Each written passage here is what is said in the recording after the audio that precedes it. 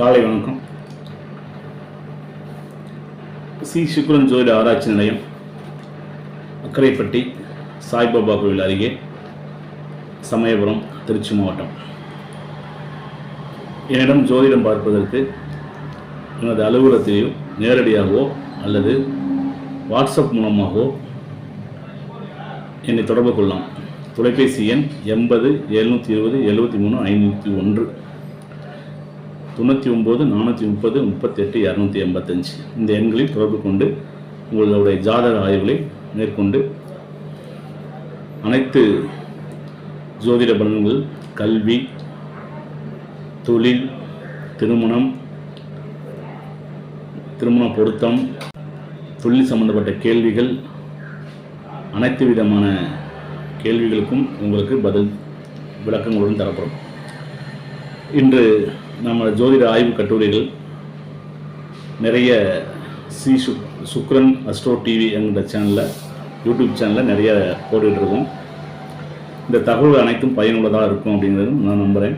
உங்களுக்கு இதில் ஏதேனும் உங்களுடைய இது எல்லாமே பொது பலன்கள் மட்டுமே. உங்களுடைய சுய ஜாதகத்தை இதனுடன் ஒப்பிட்டு பார்த்து தெரிஞ்சுக்கலாம். ஒரு சில விஷயங்கள் உங்களோட சுய ஜாதகத்துடன் சேர்த்து இந்த கருத்துக்களையும் வைத்து உங்களுக்கு என்ன நடந்தது, என்ன தசாபுத்தி நடக்குது, என்ன நடக்கிறது என்பதையும் நீங்கள் அனைவரும் தெரிந்து கொள்ள முடியும். அந்த வகையில் இன்று நம்ம பார்க்க போகிறது கர்ணநாதனின் கருணைகள். ஜோதிடத்தில் 12 ராசிகள்,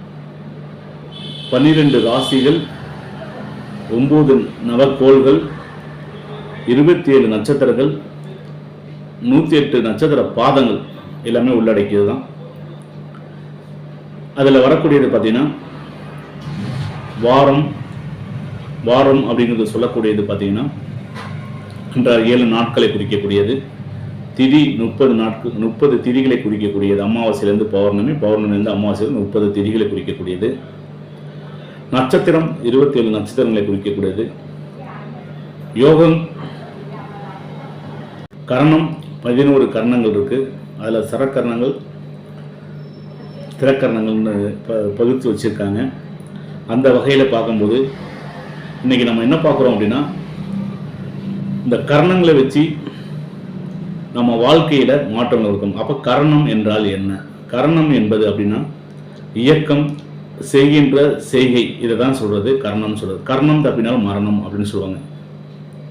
கர்ணம் தப்பினால் மரணம் அப்படின்னு. அப்போ கர்ணநாதனை நாம் இயக்கிறது மூலமாகவும் நம்மளுடைய செய்கைகளை மாற்றமடைய செய்ய முடியும். அந்த கர்ணநாதன் வழிபாடு மூலம் நமக்கு சில மாற்றங்களையும், வாழ்வியல் மாற்றங்களையும், நம்மளோட மனித இனங்களோட, நம்மளோட அன்றாட வேலைகள் இருக்கக்கூடிய மாற்றங்களையும் நம்ம மாற்றிக்கொள்ள முடியும். அப்படிங்கிறது தான் இந்த கர்ணநாதனை பற்றி தெரிஞ்சுக்க போகிறோம். உங்கள் ஜாதகத்திலே இருக்கும். அது நீங்கள் என்ன கர்ணத்தில் பிறந்திருக்கீங்கன்னு மென்ஷன் பண்ணியிருப்பாங்க. அதை பார்த்து நீங்கள் தெரிஞ்சுக்கலாம். அதில் ஃபஸ்ட்டு பார்த்தீங்கன்னா 11 கர்ணங்கள் இருக்குது. அதில் ஒவ்வொரு கர்ணங்களை பற்றி பார்ப்போம். அதில் முதல் கர்ணமாக வர்றது பார்த்தீங்கன்னா பவகர்ணம். இந்த பவகர்ணம் அப்படின்னா இதனோட அதிபதி, பவகர்ணனுக்கு அதிபதி பார்த்தீங்கன்னா செவ்வாய் வருவார். அதற்கு விலங்கு பார்த்தீங்கன்னா சிங்கம். கோவில் பார்த்தீங்கன்னா உங்களுக்கு அதில் வழிபாடக்கூடிய கோவில் பார்த்தீங்கன்னா லட்சுமி நரசிம்மர் வழிபாடு பண்ணுறது ரொம்ப சிறப்பாக இருக்கும். சரி, இந்த பவகர்ணத்தில் செய்யக்கூடிய காரணங்கள், இந்த பிறந்தவர்கள் எப்படி அவங்களோட குணநலங்கள்லாம் இருக்கும் அப்படின்னு பார்க்கும்போது, சிங்கம் அப்படின்னு சொல்லிட்டோம்னா அது எப்போதுமே ஒரு அரசு ஆளக்கூடிய, ஒரு காட்டை ஆளக்கூடிய மிருகம். அப்போ அவங்க இருக்கக்கூடிய இடம் ஒரு ஆளுமை தன்மை உண்டு. அரசு உயர் பதவிகளில் இருப்பாங்க, அரசு வேலைகள் இருக்கும். இதெல்லாம் அவங்களோட குணாதிசயம். சிங்கம் போன்றவர்கள் அப்படின்னு சுருக்கமாக சொல்லணும்னா சிங்கம் போன்ற ஒரு கம்பீரமானவங்கன்னு சொல்லலாம். இவங்க இருக்கக்கூடிய பதவிகள் எல்லாம் அரசு வேலை, அரசு சார்ந்த துறைகள் எல்லாம் இருக்கிறது. இந்த நேரத்தில் செய்யக்கூடிய, அப்போ அரசு சம்மந்தப்பட்ட ஒரு அப்ளிகேஷன் போடுறீங்க அப்படின்னா, பவகர்ணத்தில் அப்ளிகேஷன் போடுறீங்கன்னா நீங்கள் ஜெயிக்கலாம். அதுமாதிரி திருமணம் சார்ந்த விஷயங்கள் அந்த பவகர்ணத்திலே நடத்தலாம். செல்வம், செல்வாக்கு, செல்வ செழிப்புகளுக்கு எல்லாமே இந்த பவகர்ணம் ஒரு சிறந்த காரணமாகும். இப்போ ரத்த தானம் கொடுக்குறீங்க அப்படின்னா இந்த கர்ணத்தில் நீங்கள் கொடுக்கலாம். ஒரு உயர் பதவிக்கு உங்களுக்கு ஒரு பதவியிலேருந்து ஒரு பதவிக்கு மாற்றம் அடைகிறீங்க அப்படின்னா பவகர்ணத்தில் நீங்கள் அன்றைய நாளில் நீங்கள் பதவி ஏற்றுக்கிறது உங்களுக்கு ரொம்ப சிறப்பாக கொடுக்கும். அடுத்தது வரக்கூடிய கர்ணம் அப்படின்னு பார்க்கும்போது பாலவா கர்ணம். இந்த பாலவா கர்ணத்துக்கு அதிபதி அப்படின்னு பார்க்கும்போது ராகு பகவான். இதற்கு விலங்குகள் பார்த்தீங்கன்னா புலி, வழிபடக்கூடிய கோவில்கள் அப்படின்னு பார்க்கும்போது ஐயனார், ஐயப்பன், கிராம தேவதைகள் என்று சொல்லக்கூடியவங்கெல்லாம் நீங்கள் வழிபாடாக எடுத்துக்கலாம். இவங்களோட குணம் எப்படி இருக்கும் அப்படின்னா தைரியம் உடையவர்களாக இருக்கும், நல்ல தைரியமாக இருப்பாங்க. அதேமாதிரி இவங்கள்ட்ட வந்து பார்த்தீங்கன்னா ஆராய்ச்சி செய்வதில் நல்ல வல்லவராக இருப்பாங்க, சுகமுடையவராக இருப்பாங்க, எல்லாத்துக்கும் நன்மை உடையவர்களாகவே இருப்பாங்க. புலி பதுங்கி பாயணுங்கிற மாதிரி இவங்களோட ஒரு காரியத்தை செய்யணும் அப்படின்னா பதுங்கி தனக்கு வேண்டிய காலத்தில் வேண்டிய நேரத்தில் சாதிச்சுக்கூடியவங்க தான் இந்த பாலவாக்கர்ணத்தோட தன்னோட சுயநலத்துக்காக எதையும் செய்வாங்கன்னு சொல்லுவாங்க இல்லையா, அந்த மாதிரி ஒரு தன்மை உடையவர்கள் இவர்கள். அப்போ இவங்க இந்த கர்ணத்தில் பிறந்தவங்க ஐயனார், ஐயப்பன், கிராம தேவை வழிபாடு பண்ணுறது ரொம்ப சிறப்பு. முடிந்தால் மாதத்திற்கு ஒரு நாள் போயிட்டு வர்றது ரொம்ப சிறப்பு கொடுக்கும். அடுத்தது பார்த்தீங்கன்னா அதிபதி பார்த்தீங்கன்னா சுக்கிரன். இதனோட விலங்கு பன்றி. இதனோட கோவில் எங்கே இருக்குது அப்படின்னா பார்த்தீங்கன்னா கடலூர் மாவட்டம் ஸ்ரீமுஷ்ணமலையில் பூவராகவ பெருமாள் கோவில். இதை வழிபாடு பண்ணுறது உங்களுக்கு சிறப்பு. அப்போ இந்த கௌரவ கர்ணத்தில் பிறந்தவங்க எப்போதுமே சொர்க்கத்துக்கு போகக்கூடிய அமைப்பு இருக்குன்னு சொல்லுவாங்க.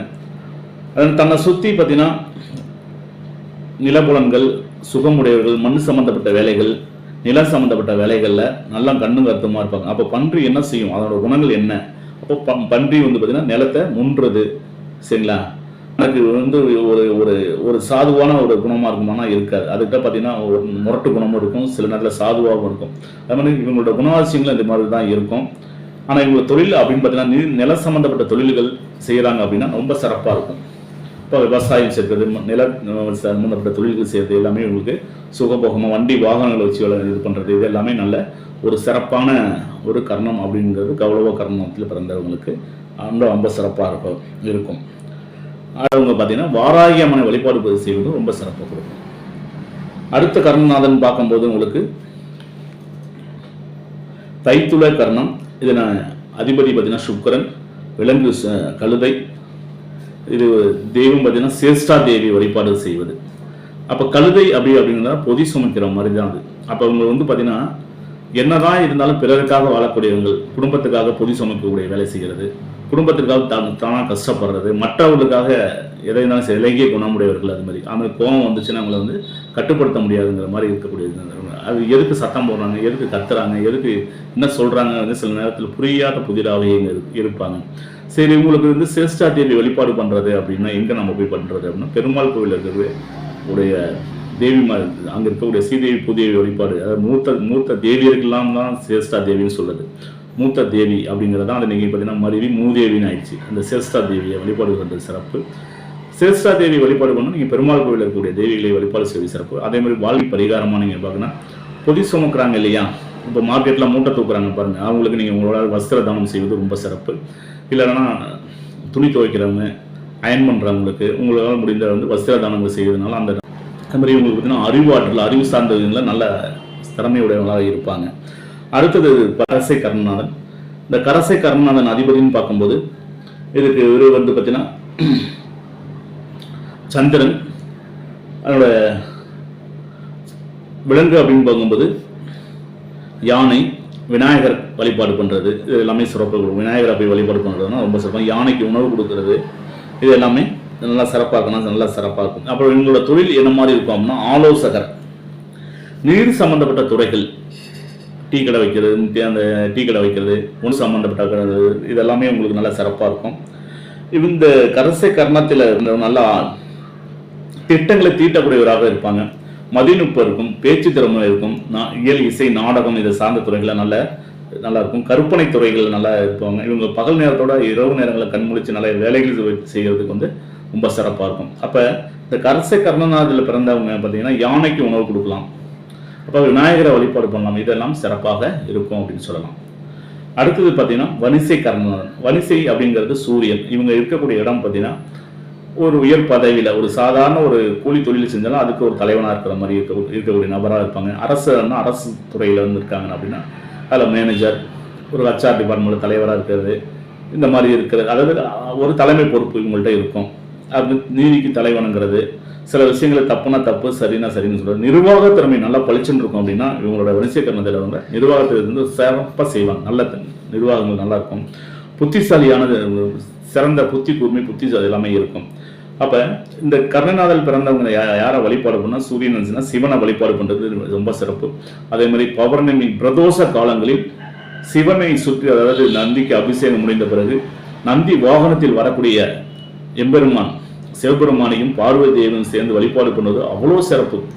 திங்கட்கிழமை வரக்கூடிய பௌர்ணமி பிரதோஷ நாட்களில், சனிக்கிழமை வரக்கூடிய பிரதோஷ நாட்களில் நீங்கள் வழிபாடு செய்தால் மிக சிறப்பாக இருக்கும். அடுத்த கர்ணநாதன் அப்படின்னு பார்க்கும்போது நம்ம பார்க்கறது வந்து பார்த்தீங்கன்னா பத்தரை கர்ணநாதன்.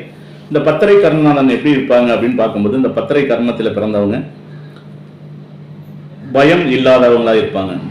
பயப்பட மாட்டாங்க அப்படின்னு சொல்லுவாங்க. அந்த கோழி தான் கோழி எப்படி அதனோட தன்மைகள் என்னன்னு நீங்க கூர்ந்துக்காங்க. அப்போ விடியற் காலையில எழுந்திருக்கக்கூடிய பழக்கம் உடையவங்களாக இருப்பாங்க. எப்போ வேணாலும் பார்த்தீங்கன்னா அவங்க தூங்குறாங்க அப்படின்னாலும் விடியற் காலையில் ஒரு 4:30-5:30 மணிக்குள்ள எழுந்திரிச்சு அந்த வேலைகளை செஞ்சாங்கன்னா அவ்வளோ சுறுசுறுப்பாக செய்வாங்க. நேர்த்தியாக இருக்கும்.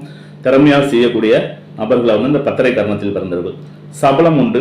ஆனால் ஒரு விஷயத்தை தெரிஞ்சுக்காம விட மாட்டாங்க. ஆர்வம் அதிகமாக இருக்கும். அடிக்கடி பார்த்தீங்கன்னா இவங்களை வந்து என்ன பண்ணணும்னா ஊக்கப்படுத்திக்கிட்டே இருக்கணும். அப்படி இருந்தீங்கன்னா அப்படின்னா இந்த பத்தரை கர்ணநாதனில் பிறந்தவங்களுக்கு ரொம்ப ஆரோக்கியமாக இருப்பாங்க. செழிப்பாக நல்ல கம்பீரமாகவும் இருப்பாங்க. அதனோட கோவில் அப்படின்னு பார்க்கும்போது தான் உங்களுக்கு திருச்செந்தூரில் இருக்கக்கூடிய முருகப்பெருமானை வழிபாடு செய்யலாம். அதே மாதிரி நாமக்கல் அருகில் உள்ள திருச்செங்கோடு அர்த்தநாரீஸ்வரில் இருக்கக்கூடிய செங்குட்டு வேலவர், அங்கே பார்த்தீங்கன்னா என்ன சிறப்பு அப்படின்னா முருகன் வந்து அதனோட கையில் கோழி வச்சிருப்பார். அதனால் அதுவும் ஒரு சிறந்த சிறப்பு தலம் தான். இந்த பத்தரை கர்ணநாதனுக்கு இந்த 2 கோயிலையுமே நீங்கள் வழிபாடு செய்யலாம். சரிங்களா? ரொம்ப எந்த முருகன் கோயிலாக இருந்தாலும் ரொம்ப திருச்செந்தூர் போக முடியலன்னா பக்கத்தில் இருக்கக்கூடிய முருகன் கோயில், இப்போ திருச்சியில் இருக்கீங்கன்னா திருச்சி வயலூர் முருகனையும் வழிபாடு செஞ்சுக்கலாம். ஒன்றும் பிரச்சனை கிடையாது. அது மாதிரி இந்த பத்தரை கர்ணத்தில் பிறந்தவங்களுக்கு கொஞ்சம் கடன் பிரச்சனைகள்லாம் இருக்குது அப்படின்னு நினச்சிங்கன்னா கோழியை பிடிச்சி அடைச்சி வச்சுக்கிட்டிங்கன்னா அந்த கடன் தீரும். உங்களுக்கு கோழியை வச்சு அடைச்சி வைக்கிறது குறைஞ்ச 2 நாள் 3 நாள் அடைச்சி வச்சுருங்க. நீங்கள் திறந்து விட மற்றவங்க திறந்து விட சொல்லுங்கள். இந்த மாதிரிலாம் இது வாழ்வியல் பரிகாரமாக செய்யும்போது உங்களுக்கு கடன் சம்மந்தப்பட்ட பிரச்சனைகளுக்கெல்லாம் நிவர்த்தி தருவார் இந்த கர்ணநாதன். இது பொதுவாக எல்லாருமே செய்யலாம். இந்த கடன் உள்ளவங்களுக்கு எல்லாமே செய்யலாம். அடுத்தது கர்ணநாதன் பார்க்கும்போது சகுனி. இந்த சகுனி கர்ணநாதன் அப்படின்னு பார்க்கும்போது சகுனிங்கிறது பார்த்தீங்கன்னா காகத்தை சொல்லக்கூடியது. அப்போ இவங்களோட தொழில்கள்லாம் எப்படி இருக்கும் அப்படின்னா, காகம் அப்படிங்கிறது அறிவுள்ள ஜீவன், அறிவுள்ள காகம். நம்ம காக்காவோட குட்டி கதை படிச்சிருப்பீங்க இல்லையா? தண்ணி இல்லை, ஒவ்வொரு கல்லாக எடுத்து போட்டு தண்ணி மேலே வந்து குடிச்சிட்டு போச்சு அப்படிங்கிற அறிவுள்ளமாக இருப்பாங்க இவங்க. இந்த சகுனியில் பிறந்தவங்க எல்லாமே நல்ல அறிவுஜீவியாக இருப்பாங்க. செல்வ செழிப்பாக இருப்பாங்க. எல்லாத்துக்கும் பிரியமானவங்க. கூட்டு வாழ்க்கையை வாழ்றதுக்கு ரொம்ப பிரியப்படுவாங்க இவங்கெல்லாம் இந்த சகுனியில் பிறந்தவங்க. அப்போ சகுனியில் பிறந்தவங்களோட காகம் சனி பகவானை வழிபாடு பண்ணுறது ரொம்ப சிறப்பு இருக்கும். காகத்துக்கு அன்றாடம் உணவுகள் வைப்பதும் உங்களுக்கு இந்த சகுனி கர்ணத்தில் பிறந்தவங்களுக்கு ரொம்ப சிறப்பாக இருக்கும். பறவைகளுக்கு, காகத்துக்கு மட்டும் இல்லை, பறவைகளுக்கு தண்ணி வைக்கிறது, உணவு கொடுக்குறது, இது எல்லாமே மிக சிறப்பு. அது காகத்துக்கு செய்வது மிக மிக சிறப்பு. உங்களுக்கு கோவிலுக்கு அப்படின்னா திருநள்ளாறு சனீஸ்வரன் வழிபாடு, சக்கரத்தாளர் வழிபாடு செய்வது பொழுது ரொம்ப சிறப்பாக இருக்கும். அடுத்த கர்ணநாதன் பார்க்கும்போது சதுஸ்பாதம். இது பார்த்தீங்கன்னா உங்களுக்கு விலங்கு பார்த்தீங்கன்னா நாய், தெய்வம் பார்த்தீங்கன்னா பைரவர் வழிபாடு. அப்போ சதுஸ்பாதம் நன்றி உள்ளவங்களா இருப்பாங்க. எப்போதுமே பார்த்தீங்கன்னா ஒரு இடத்துல நிற்க மாட்டாங்க. தொழில் செய்கிறாங்கன்னா வேலை செய்கிறாங்கன்னா ஒரு இடத்துல நிற்க மாட்டாங்க. நாய்க்கு வேலை நிற்கிறதுக்கு நேரம் நாய் மாதிரி ஓடிட்டு இருக்காங்கன்னு சொல்லுவாங்க இல்லையா? இந்த மாதிரி உங்களை தொழிலில் அடிக்கடி மாற்றம் இருந்துகிட்டே இருக்கும். ஒரு இடத்துல இன்னும் வேலை செய்ய மாட்டாங்க.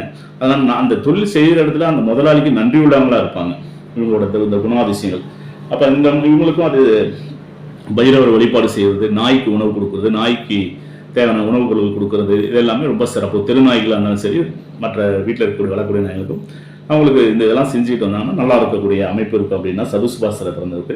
அதே மாதிரி தேய்பிரை அஷ்டமி அன்று பைரவர் கோவிலுக்கு சென்று வழிபாடு செய்வது சிறப்பு. அதை எப்போ வழிபாடு பண்ணால் மாலை 6 மணிக்கு மேலே வழிபாடு செய்வது ரொம்ப சிறப்பு. அடுத்த கர்ணம்னு பார்க்கும்போது நாகவா கர்ணம். நாகவா கர்ணங்கிறது பாம்பு. இதனோட அதிபதி பார்த்தீங்கன்னா உங்களுக்கு நாகராஜான்னு சொல்லக்கூடிய கோவிலோட வழிபாடு செய்வது, புற்றுள்ள கோவில்னு சொல்லுவாங்க இல்லையா? அது மாதிரி இந்த மாதிரி கோவில்கள்லாம், நாகநாதர் கோவில், இதெல்லாம் வழிபாடு செய்வதுக்கு ரொம்ப சிறப்பாக இருக்கும். இந்த நாகவா கர்ணத்தில் பிறந்தவங்களோட குணங்கள் பார்த்தீங்கன்னா இவங்களோட தன்மைகளே பார்த்தீங்கன்னா இருட்டுல இருக்கக்கூடிய, அதாவது தன்னை வெளிக்காட்டி கொள்ள மாட்டாங்க. இவங்கள்ட்ட நிறைய திறமைகள் இருக்கும், ஆனால் வெளிக்காட்ட மாட்டாங்க. பயப்படுவாங்க, மற்றவங்களை பார்த்து பயப்படுறது, அஞ்சுறது எல்லாமே இருக்கும். உங்களோட வாழ்க்கை தரமை பார்த்தீங்கன்னா வெளியில் எதையுமே சொல்லிக்க மாட்டாங்க. அவ்வளோ விதமாக செஞ்சுக்கணும். மற்றவங்களுக்கு அஞ்சு வாழ்றது, பயந்து வாழ்றது, இது எல்லாமே இருக்கும். இவங்களுக்கு பகலில் விட இரவு நேரத்தில் நிறைய வேலை செய்யக்கூடாது தன்மை உங்கள்கிட்ட அதிகமாக இருக்குது. இரவு நிறைய நேரம் கண் முழிச்சு இருக்கிறது, இது எல்லாமே உங்கள்கிட்ட பொதுவாகவே இருக்கும். இந்த நாகவாகரணத்தில் இருக்கும்போது கொஞ்சம் என்னன்னா இவங்கள்ட்ட எப்போதுமே கொஞ்சம் பயந்த சுபாவங்கள் இருந்துகிட்டே இருக்கும். பயப்படுவாங்க, ரொம்ப பயப்படுவாங்க. எதையுமே அவ்வளோ சீக்கிரம் சொல்ல மாட்டாங்க, செய்ய மாட்டாங்க. இவங்களை அடிக்கடி நம்ம வந்து ஊக்கப்படுத்திக்கிட்டே இருக்கும். உங்களுக்கும் அந்த ஒரு பிரச்சனை இருக்கும் அப்படின்னு சொல்லுறது நாகவாகரணம் இருக்குது. அப்போ நாகவாகரணத்தில் பிறந்தவர் நாகராஜாவுக்கு வழிபாடு பண்ணுறதும் பாம்பு புற்றுகளுக்கு வழிபாடு செய்வதும் நான் இந்த மாதிரி பண்ணிக்கிட்டீங்கன்னா ரொம்ப சிறப்பாக இருக்கும். இதுக்கும் சிறந்த திருத்தலம் அப்படின்னா ஒவ்வொரு ஏரியாவிலையும் நாகராஜா கோவில் இருக்குது. இல்லை புற்றுள்ள கோவில் அரசு அந்த விநாயகர் புற்றுள்ள கோவிலாக இருந்தாலும் சரி, ராகு கேதுக்குள்ள சேர்ந்த பகவான் கூட திருநாகேஸ்வரம், கீழ்பெரும்பள்ளம், இந்த மாதிரி நாகராஜா கோவில் இந்த மாதிரி இடத்துல தான் நீங்கள் வழிபாடு செய்வது ரொம்ப சிறப்பாக இருக்கும். இது நாகர்கோவில் இருக்கக்கூடிய நாகராஜா கோவில் ரொம்ப சிறப்பு. இதுக்கு அடுத்த காரணம் அதை பார்த்தீங்கன்னா கிம்ஸ் துக்கரம் கர்ணம். இதோட அதிபதினா இதோட விலங்குன்னு சொல்லும்போது புழு, அட்டை, பூச்சி இதை தான் சொல்கிறோம். இதோட தெய்வம் தன்வந்திரி எங்கே இருக்காருன்னா பெருமாள் ஸ்ரீரங்கத்தில் இருக்கக்கூடிய பெருமாள் கோவில் இருக்காரு. இப்போ இவங்களோட குணங்கள் எப்படி இருக்குன்னா எதையுமே பார்த்தீங்கன்னா ரொம்ப சாதுவாக இருப்பாங்க. ரொம்ப யாருக்கும் எந்த தொந்தரவு கொடுக்கக்கூடாது, துன்பம் கொடுக்க மாட்டாங்க. இவங்களும் தன்புத்தை தாங்க மாட்டாங்க. அந்த மாதிரி இயல்பான குணமுடையவர்கள். இவங்கள்ட்ட கொஞ்சம் என்னன்னா அடிக்கடி பார்த்தீங்கன்னா கொஞ்சம் நிறைய விஷயங்களுக்கு பயப்படுவாங்க.